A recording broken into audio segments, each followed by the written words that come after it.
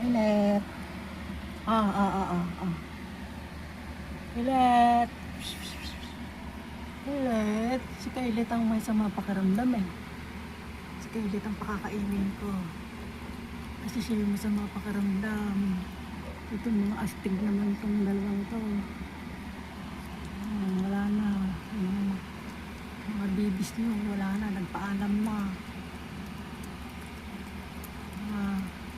Puro bakterya lang ang nasagap mo sa mga kuting-ting na yan.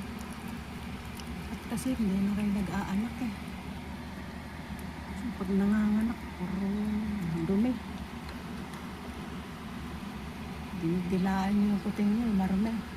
Mga pupo nila. Kaya kayo nagkakasakit, kinakain nyo yung dumi. Hindi, para bumalik ang gana. Kawawa naman. Tapos bumaba ka rito, yung gamot mo may dehydration. Yan ang gamot. Matulad ka kay Tulpo. Si Tulpo, lusog-lusog doon, namatay. Bawa din at kumain. Minom ng gamot. Ay! Lola, anak, apo, ala, kumplito. Kumplito, family. Mamata ko yung alay na. Ayaw kayong bumaba, ko yung alay na eh. Ito si Kailit, matamlay ito eh. Malungkot kasi yung anak niya, hindi na mapadidi, wala na siyang gatas. Wala tayong magagawa, yun. Mamamatay na yung iba.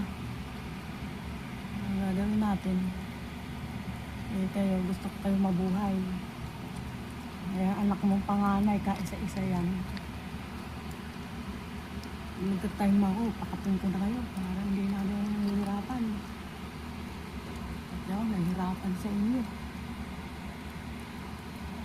Pakain mo, salit na magpapahinga na ako at natutulog. Kayo pa talaga iniintindi ko.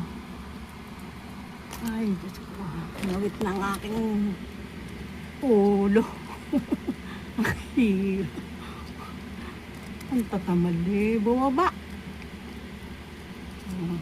Kailit, bumaba ka dyan, uminom ka.